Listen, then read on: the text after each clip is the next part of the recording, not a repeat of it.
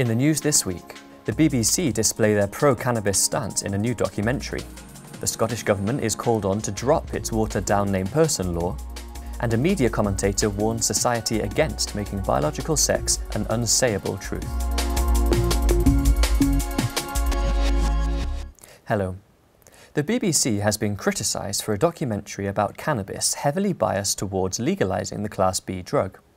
The documentary, titled Cannabis, Time for a Change, gave little time to opposing views.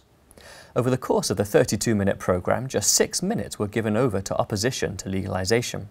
In the limited time given to critics, Swedish Minister for Social Affairs Annika Strandhäll slammed cannabis as a gateway to other drugs. Sweden has a zero-tolerance approach and has one of the lowest levels of illegal drug use in the world. A separate BBC Newsbeat radio debate titled Legalising Cannabis showed a similar bias. Head of Communications at the Christian Institute, Kieran Kelly, questioned why the BBC would not give equal time to people with opposing views. This is a very one-sided piece of television from the BBC, who are supposed to do all they can to be impartial. Cannabis is an illegal drug and it devastates the lives of many individuals, their families and their communities, and it's taxpayers who fund the BBC, and they expect more from the national broadcaster than to act as a cheerleader for harmful drugs.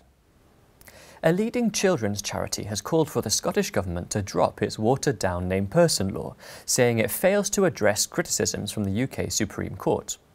Clan Child Law, which intervened in the successful court case spearheaded by the Christian Institute, says the new proposal is unnecessary and costly. Under the original plans, every child in Scotland was set to have a state official tasked with looking after their well-being, defined as happiness.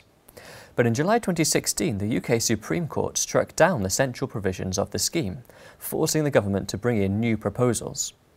Clan Child Law's principal solicitor, Alison Reid, called for the bill to be withdrawn, saying it fails to overcome the difficulties identified by the Supreme Court in relation to lack of precision and accessibility and lack of safeguard and consent. Scotland's Faculty of Advocates last week expressed its very similar serious concerns.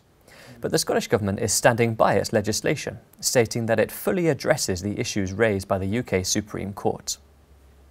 A media commentator has spoken out against so-called enlightened people who are trying to silence those who protect the unborn or who believe marriage is between a man and a woman. Kevin McKenna made the comments as he warned of an illiberal and feral anti-religious movement in Scotland, which wants to criminalise faith. Writing in the Herald, McKenna said some people seek to silence those with traditional views on marriage and abortion by labelling them homophobic and extremist. McKenna says there are people in Scotland who would wish to have people jailed for a homophobic hate crime if they believe marriage is between a man and a woman. But he maintained that it is a pernicious falsehood to say that opposition to same-sex marriage is homophobic and being pro-life is anti-women. And finally, a columnist for The Times has said that children are suffering because of attempts to make simple scientific facts about biological sex and gender unsayable.